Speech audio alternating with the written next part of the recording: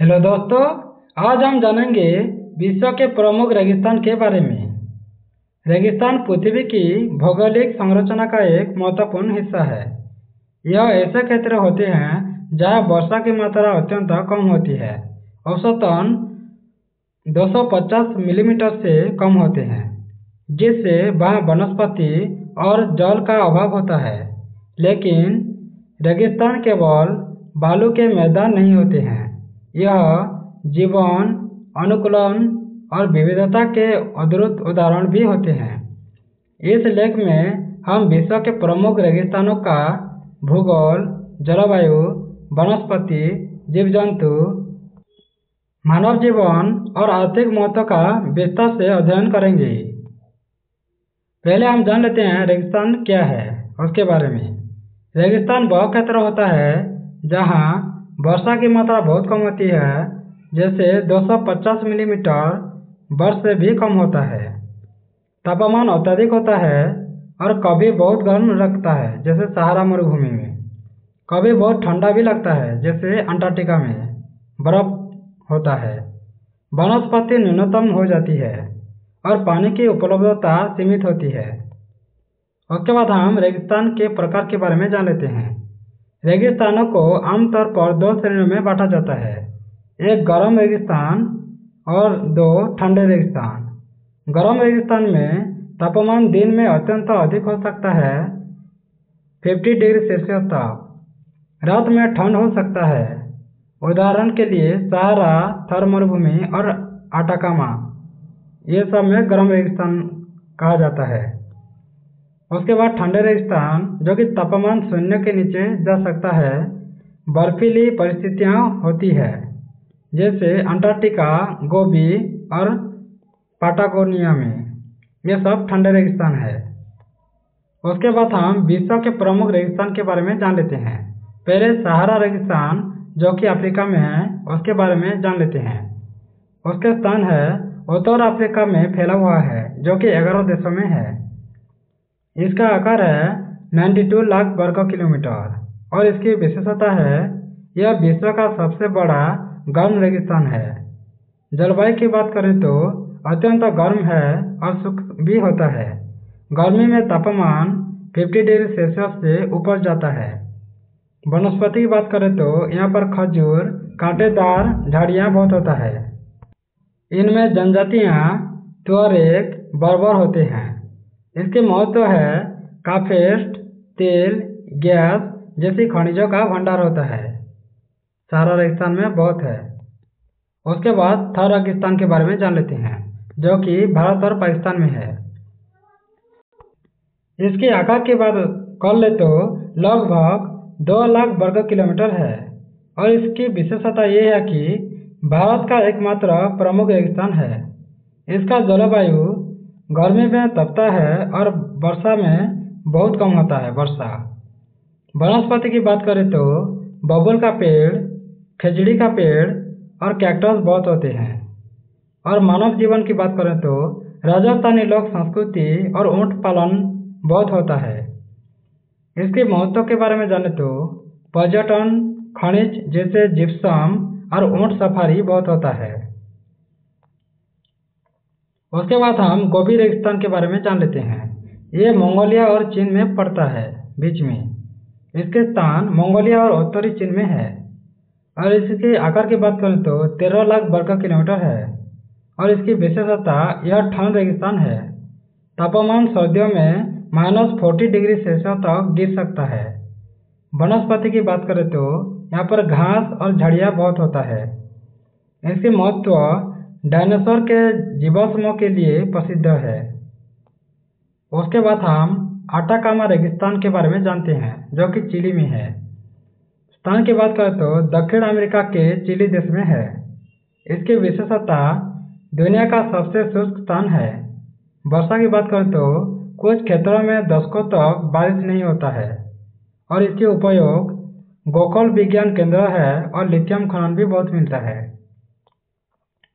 उसके बाद अंटार्कटिका रेगिस्तान के बारे में जान लेते हैं। इसका स्थान है दक्षिणी ध्रुव। इसके आकार है 1.4 करोड़ वर्ग किलोमीटर, जो कि विश्व का सबसे बड़ा रेगिस्तान है और ये ठंडा रेगिस्तान है और इसकी जलवायु अत्यधिक ठंडा है, जैसे -80 डिग्री सेल्सियस तक। वनस्पति और जीव की बात करें तो केवल सूक्ष्म जीव, पेंगुइन और सील यहाँ पर रहते हैं। इसके महत्व जलवायु अनुसंधान करते हैं और इनमें बर्फ का भंडार है। उसके बाद अरबी रेगिस्तान के बारे में जान लेते हैं, जो कि मध्य पूर्व में है। इसका स्थान सऊदी अरब, यूएई, ओमान और इराक आदि में है। इसके महत्व पेट्रोलियम का विशाल भंडार है अरबी रेगिस्तान में। इसके जीवन है बेदुइन जनजातियों के बारे में। और वनस्पति यहाँ पर मिलते हैं सीमित, जो कि ओट पालन सामान्य होता है। उसके बाद कालाहारी रेगिस्तान के बारे में जान लेते हैं, जो कि दक्षिण अफ्रीका में है। इसके स्थान बोत्सवाना, नामीबिया और दक्षिण अफ्रीका में है। इसकी वनस्पति थोड़ी अधिक वर्षा होने के कारण कुछ हरियाली पैदा करते हैं। इसके जीव के बारे में जाने तो शेर रहता है, हाथी और जिराफ रहता है। जनजाति की बात करें तो बुशमैन जनजाति के लोग रहते हैं। उसके बाद नामीब रेगिस्तान के बारे में जान लेते हैं, जो कि नामीबिया में है। इसकी विशेषता दुनिया का सबसे प्राचीन रेगिस्तान है और इसका स्थान अफ्रीका के पश्चिमी तट पर है। इसका महत्व सैंड ड्यून्स है और ये पर्यटन क्षेत्र भी है। उसके बाद हम रेगिस्तानी परिस्थितियों की तंत्र के बारे में जान लेते हैं। रेगिस्तान में जीवन कठिन होता है, लेकिन वहाँ एक अनोखा पारिस्थितिक तंत्र होता है, जैसे वनस्पति जो जल की कमी से जीवित रह सके, जैसे कैक्टस, बबूल का पेड़ और खजड़ी। ये सब वनस्पति जल की कमी से भी जीवित रह सकते हैं। उसके बाद जीव जंतु, जो कि ओट, छिपकली, सांप, लोमड़ी, कीड़े, ये सब होते हैं रेगिस्तान में। इसके अनुकूलन की बात करें तो जल की बचत होता है, रेत में सुरक्षा मिलती है और रात्रिचर गतिविधियां होता है। उसके बाद हम मानव जीवन और संस्कृति के बारे में जान लेते हैं।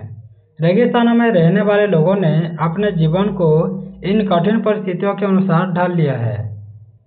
घर की बात करें तो मिट्टी में रहते हैं, बालू में और कपड़ों से बने अस्थायी घर में रहते हैं। पहनावा इनकी गर्मी से बचने वाली ढीले ढाले वस्त्र पहनते हैं। और आजीविका है ओट पालना, हस्तशिल्पी, पर्यटन और खनिज कार्य, ये सब लोग करते हैं। रेगिस्तान और जलवायु परिवर्तन के बारे में कुछ जान लेते हैं। रेगिस्तान जलवायु परिवर्तन से प्रभावित हो रहा है। जैसे इसके विस्तार के बारे में जाने तो रेगिस्तानों का क्षेत्रफल बढ़ रहा है, बारिश में कमी हो रही है, वनस्पति नष्ट हो रही हैं और मानव निर्मित गतिविधियों जैसे जंगल की कटाई, अति चराई से समस्या आई और बढ़ रही है, समस्या भी ज़्यादा हो रही है। उसके बाद रेगिस्तानों का आर्थिक महत्व के बारे में जान लेते हैं। इसमें खनिज संसाधन बहुत होते हैं, जैसे तेल, गैस, फास्फेट, लिथियम, ये सब बहुत होते हैं खनिज संसाधन खनिज में। और पर्यटन की बात करें तो ओट सफारी, सैंड ड्यून, सांस्कृतिक मेलों का आयोजन बहुत होता है। खगोल अध्ययन के बारे में जाने तो शुष्कता के कारण दूरबीन केंद्रों की स्थापना होता है। सौर ऊर्जा उत्पादन भी होता है, जैसे सूरज की तीव्रता के कारण सौर ऊर्जा फार्म होता है।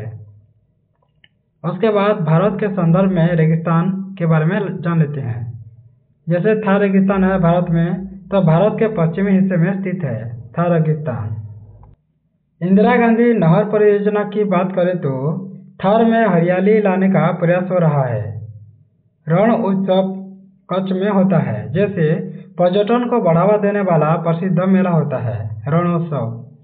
उसके बाद व्यासाव और सामरिक महत्व के बारे में जान लेते हैं।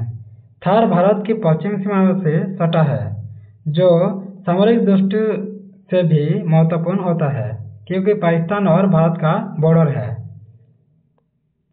उसके बाद निष्कर्ष, रेगिस्तान केवल बंजर भूमि नहीं है, बल्कि यह पृथ्वी के विविध परिस्थितियों की तंत्रों, जीवन के रूपों में और संसाधनों के महत्वपूर्ण भंडार है।